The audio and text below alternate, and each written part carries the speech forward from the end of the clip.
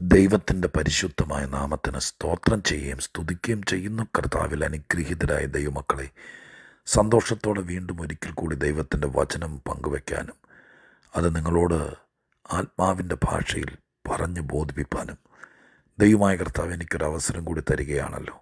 ഈ നല്ല സമയത്തെ ഉത്തരവാദിത്ത ബോധത്തോടെ ഏറ്റെടുത്ത് നിങ്ങളോട് കർത്താവിൻ്റെ വചനത്തിൽ നിന്ന് ഇന്നത്തെ ആത്മീക ചിന്ത പങ്കുവയ്ക്കാൻ ഒരുങ്ങുകയാണ്. ഇതിനേക്കാൾ മുമ്പ് നിങ്ങൾക്കെല്ലാവർക്കും യേശുക്രിസ്തുവിൻ്റെ ധന്യമുള്ള നാമത്തിൽ വിനീതമായ സ്നേഹവന്ദനങ്ങൾ അറിയിക്കുന്നു.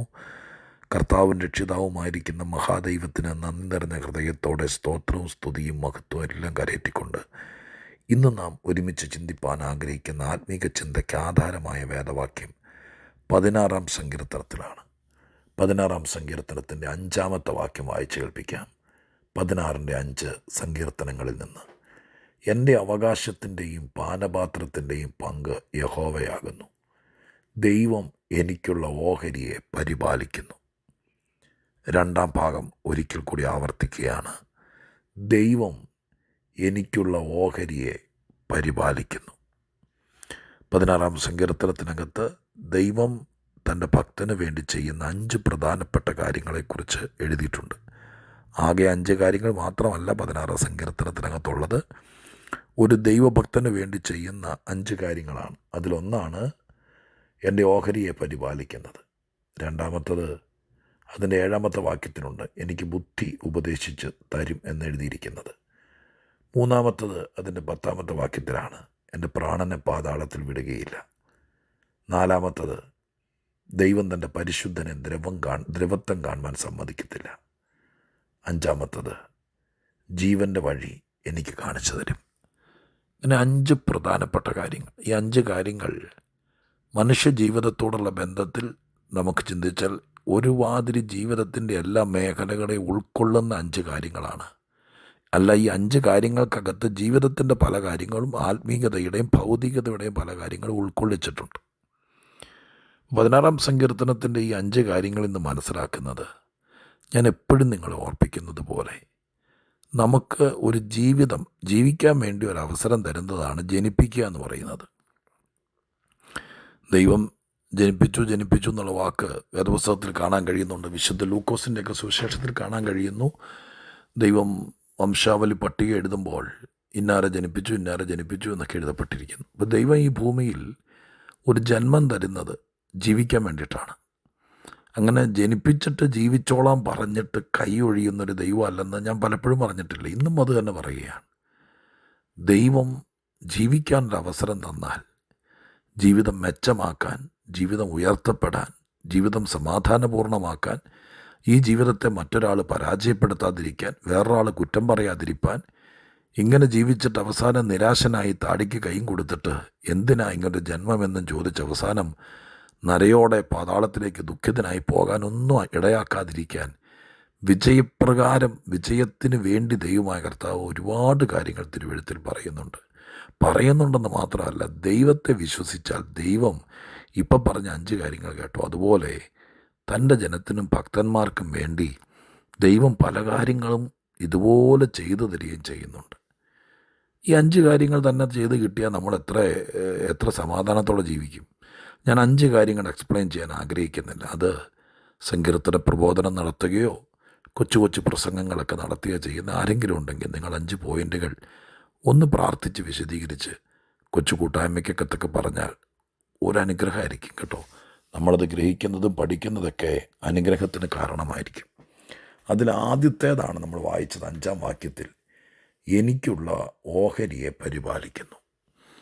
വായനാ രീതിയിൽ ഞാൻ എപ്പോഴും പറയും, ബൈബിളിനൊരു വായനാ രീതിയുണ്ട്. അത് വായിക്കുമ്പോൾ നമുക്കൊരു വായനയുടെ രീതി കിട്ടുള്ളൂ. പക്ഷെ അതിനെയൊന്ന് നമ്മുടേതായ രീതിയിൽ ചിന്തിക്കുമ്പോഴാണ് നമുക്കതിൻ്റെ ഉള്ളടക്കത്തിൻ്റെ ഒരു പ്രധാന ഘട്ടം തന്നെ മനസ്സിലാക്കുന്നത്. പിന്നെ അതിനെ വ്യാഖ്യാനിക്കുക, ആത്മീകവൽക്കരിക്കുക, മറ്റു വാക്യങ്ങളുമായിട്ട് അതിനെ കമ്പയർ ചെയ്ത് പഠിക്കുമ്പോഴൊക്കെ ഭയങ്കര അർത്ഥങ്ങൾ വരും. അപ്പം ഇതിനെ ഒന്ന് നമ്മുടെ നാടൻ രീതിയിലേക്ക് നമ്മൾ പറഞ്ഞാൽ, എനിക്കുള്ള ഓഹരി എന്ന് പറയുന്നത് കഴിഞ്ഞാൽ നമുക്ക് ദൈവമായ കർത്താവ് തരുന്ന ഈ ഭൂമിയിലുള്ള അവകാശങ്ങളൊക്കെയാണ് ഈ ഓഹരി. ആ ഓഹരിയെ ദൈവം പരിപാലിക്കും. ഒരു ഓഹരി തരിക മാത്രമല്ല, അല്ലെങ്കിൽ നമുക്കൊരു പങ്ക് ഈ ഭൂമിയിൽ ജീവിക്കാൻ വേണ്ടിയിട്ട് തരിക മാത്രമല്ല, നമുക്ക് എന്തെങ്കിലും ഉണ്ടെങ്കിൽ അതിനെ പരിപാലിക്കുക കൂടി ചെയ്യുന്നതാ ദൈവം. ഈ വാക്യം വായിച്ചപ്പോൾ പഴയകാലത്തെ ആളുകളൊക്കെ പറയായിരുന്നു, അവനവനുള്ള അരിക്കകത്ത് അവൻ്റെ പേരെഴുതി വച്ചുമ്മ. പഴയ അമ്മമാരൊക്കെ പറയുന്നതാണേ, എനിക്കുള്ള അരിയിൽ എൻ്റെ പേരെഴുതി വച്ചിട്ടുണ്ടെന്ന്. അങ്ങനെയൊന്നുമില്ല, ഒരു മലയാളി ഫ്രേസാണത്. എന്ന് പറഞ്ഞതിൻ്റെ അർത്ഥം എന്നാണെന്നറിയോ? ഞാൻ കഞ്ഞി കുടിക്കേണ്ട അരി, ആ അരി വേറൊരുത്തും കൊണ്ടുപോകത്തില്ല, വേറൊരുത്തിൻ്റെ കരത്തിൽ അത് ചെന്ന് വീഴത്തുമില്ല എന്ന് ഒരുറപ്പ് പഴയ ആൾക്കാർക്കുള്ളത് കൊണ്ട് അവർ പറഞ്ഞ് ശീലിച്ച ഒരു പഴഞ്ചൊല്ലാണ്, എനിക്ക് കഞ്ഞി കുടിക്കേണ്ട അരിക്കകത്ത് എൻ്റെ പേര് ദൈവം എഴുതിയിട്ടുണ്ടെന്ന്. അങ്ങനെ ഇല്ല കേട്ടോ, അത് ഒരു പഴഞ്ചൊല്ല. അത്രയ്ക്ക് ഉറപ്പായിരുന്നു അന്നത്തെ ആളുകൾക്ക്. അവനവനുള്ളത് ദൈവം അവനവന് വെച്ചേക്കും എന്ന് പറയുന്നത് പോലെ എന്ന് ഞാൻ പറയാൻ വന്നതാണ്. ഞാൻ അങ്ങനെ ഒരു പഴയ കാര്യം ഓർത്തു പോയത്. ആരൊക്കെയോ പറഞ്ഞ് ഞാൻ കേട്ടിട്ടുണ്ട്. പഴമക്കാരുടെ കൂടെ നടക്കുമ്പോൾ, അവരുടെ കൂടെ ഇരുന്ന് കാതോർക്കുമ്പോൾ അവരൊക്കെ പറയുന്ന പഴഞ്ചൊല്ലുകളും പഴയ കാലത്ത് കേട്ടിട്ടുള്ളതൊക്കെ എൻ്റെ മനസ്സിൽ കിടന്നത് പറഞ്ഞെന്നേ ഉള്ളൂ കേട്ടോ. എന്നതുപോലെ എനിക്കൊരു ഓഹരി ഉണ്ടെങ്കിൽ, നമ്മൾ ദൈവത്തിന് വേണ്ടി ജീവിക്കുമ്പോൾ ആ ഓഹരിയെ ദൈവം പരിപാലിക്കുക എന്ന് പറഞ്ഞാൽ ദൈവത്താൽ സൂക്ഷിക്കപ്പെടുക.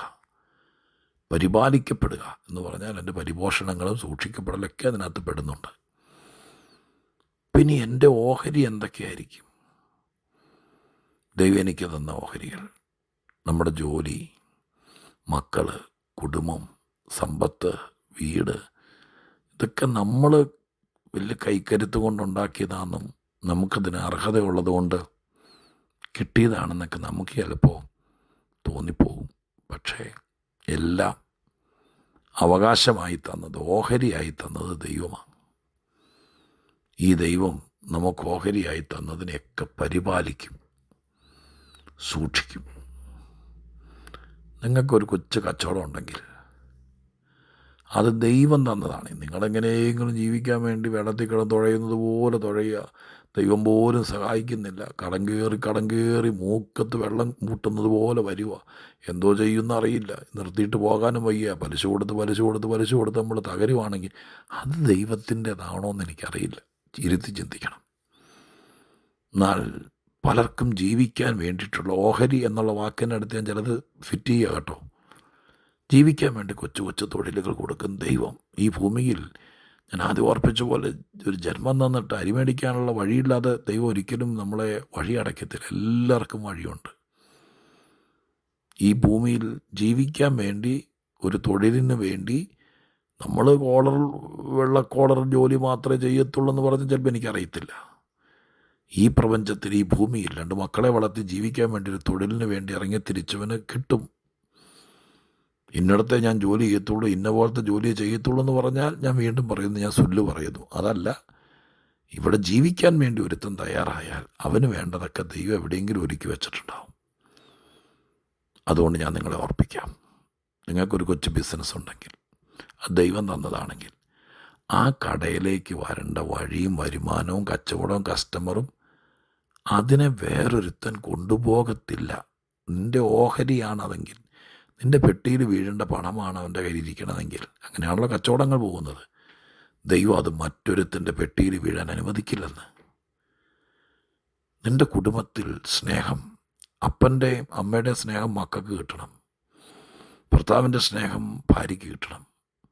ഭാര്യയുടെ ബഹുമാനവും കരുതലും ഒക്കെ ഭർത്താവിന് കിട്ടണം. കുഞ്ഞുങ്ങൾ വലുതാകുമ്പോൾ അവരുടെ കരുതൽ, അവരിൽ നിന്നുള്ള നന്മയൊക്കെ മാതാപിതാക്കൾക്ക് കിട്ടണം. അത് അവരവരുടെ അവകാശമാണ്, ഓഹരിയാണ്. അത് ഏതെങ്കിലും വിധത്തിൽ നിനക്ക് തരാതിരിക്കാൻ, എത്താതിരിക്കാൻ, കിട്ടാതിരിക്കാൻ, അതിനൊക്കെയുള്ള വലിയ വലിയ പരിപാടികൾ സാത്താന്യ ലോകം ചെയ്യുന്നുണ്ട് കേട്ടോ. ആ മേഖലയിലേക്ക് നമ്മൾ കയറാതിരിക്കുക നല്ലത്. കർത്താവിനെ വിശ്വസിച്ച് മുന്നോട്ട് പോവുകയാണ് നല്ലത്. അങ്ങനത്തെ കാര്യങ്ങളൊക്കെ ഉണ്ട്. പക്ഷേ നാം ദൈവത്തെ വിശ്വസിച്ചും ദൈവത്തിൻ്റെ മക്കളായി ജീവിക്കുമ്പോൾ നിൻ്റെ ഓഹരിയെ ദൈവം പരിപാലിക്കും. നിനക്ക് കിട്ടേണ്ട സ്നേഹം വേറൊരുത്തനും ഒരു വഴി കൂടെ കൊണ്ടുപോകില്ല. നിൻ്റെ കുഞ്ഞുങ്ങൾക്ക് കിട്ടേണ്ട കരുതൽ വേറെ ആരും എടുത്തുകൊണ്ട് പോകില്ല.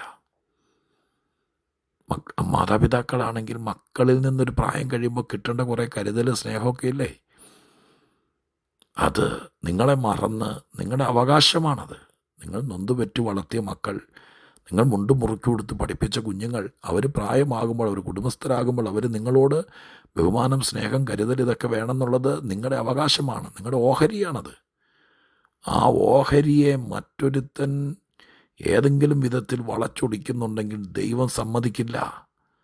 നിങ്ങൾ ക്രിസ്തു ഭക്തരായി ദൈവസന്നിധി നിൽക്കുന്നെങ്കിൽ നിങ്ങളുടെ ഓഹരിയെ ഈ കർത്താവാം ദൈവം പരിപാലിക്കും. നിങ്ങളുടെ വസ്തുവക, ജോലി, വരുമാനം, നിങ്ങൾക്ക് കിട്ടേണ്ട നന്മ, അവകാശം, ഇതൊരുത്തരും കൈവച്ച് അനുഭവിക്കത്തില്ല. നിങ്ങളതിൻ്റെ അവകാശിയെങ്കിൽ നിങ്ങൾ അനുഭവിക്കും. കിട്ടാനിരിക്കുന്ന പണം, നിങ്ങൾക്ക് ജോലി ചെയ്തിട്ട് ന്യായമായും കിട്ടേണ്ട പ്രൊമോഷൻ, ഇതൊക്കെ നിങ്ങളുടെ ഓഹരിയാണ്. വല്ലവൻ്റെ കയ്യിലിരിക്കുന്ന മോഹിക്കുകയല്ല, നിങ്ങളുടെ ഓഹരിയാണോ എന്ന് പരിശോധിക്കുക. എന്നിട്ട് നിങ്ങളുടെ ഓഹരിയാണ് അഥവാ നിങ്ങളുടെ അവകാശമാണെങ്കിൽ നിങ്ങളത് ശക്തമായി പറ. പരിപാലിച്ച് തരുന്നൊരു ദൈവമുണ്ട്. എൻ്റേതാണത്, എൻ്റെ കുഞ്ഞുങ്ങൾ, എൻ്റെ പ്രിയപ്പെട്ടവർ, എൻ്റെ ജീവിതം, എൻ്റെ തൊഴിൽ, എൻ്റെ വരുമാനം, എൻ്റെ അപ്പൻ്റെ വീതത്തിൽ ഇന്നത്, നിങ്ങളുടെ ആത്മീക തലത്തിൽ ഇതൊക്കെ നിങ്ങളുടെ ഓഹരിയാണ്, അവകാശമാണ്. അത് തമ്പുരാൻ പരിപാലിച്ച് നിങ്ങൾ അനുഭവിക്കണം, നിങ്ങളെക്കൊണ്ട് അനുഭവിപ്പിക്കണം. അതിനാണ് ദൈവം പ്ലാൻ ചെയ്യുന്നത്. അതിന് വിരുദ്ധമായതിനെല്ലാം ദൈവം മാറ്റി എൻ്റെ ഓഹരിയെ പരിപാലിക്കുന്നവനെ ഞാൻ നന്നായി അറിയുന്നു എന്ന് പറഞ്ഞ് അതിനു വേണ്ടി ദൈവത്തിൽ ആശ്രയിക്കുക. നമുക്കതിനായിട്ട് ഏൽപ്പിക്കാം. പിശാച് പിടിച്ചു വെച്ചവൻ കൊണ്ടുപോയി എന്നും പറഞ്ഞ് എന്നും കണ്ണുതിരുമ്മി നടക്കാതെ എൻ്റെ ഓഹരിയെ പരിപാലിക്കുന്നവനെ നമുക്ക് ആശ്രയിക്കാം. ഇപ്പോൾ പ്രാർത്ഥിക്കട്ടെ. പരിശുദ്ധ ദൈവമേ, സ്വർഗീയ പിതാവേ, ഞങ്ങൾക്കൊരു ജീവിതം തന്നിട്ട്, ഞങ്ങൾക്ക് ഓഹരിയും നന്മയും തന്നിട്ട്, ഞങ്ങളെക്കാൾ ശക്തന്മാരത് തട്ടിയെടുത്ത് കൊണ്ടുപോയി അനുഭവിക്കുന്നത് കാണുമ്പോൾ മിണ്ടാതിരിക്കുന്ന ദൈവമല്ലല്ലോ. മിദ്യാന്യർ ഇസ്രായേലിൻ്റെ അവകാശമായിരിക്കുന്ന ഗോതമ്പും ബാർലിയും വയലുകൾ കൊയ്തുകൊണ്ട് പോയപ്പോൾ അവകാശത്തെ പരിപാലിക്കാൻ ചിലരെ എഴുന്നേൽപ്പിച്ചതുപോലെ എൻ്റെ ദൈവം ചിലരെ എഴുന്നേൽപ്പിച്ച് ചെയ്യണം. പ്രാർത്ഥന കേട്ടതിന് നന്ദി. യേശുവിൻ നാമത്തിൽ തന്നെ. ആമേൻ.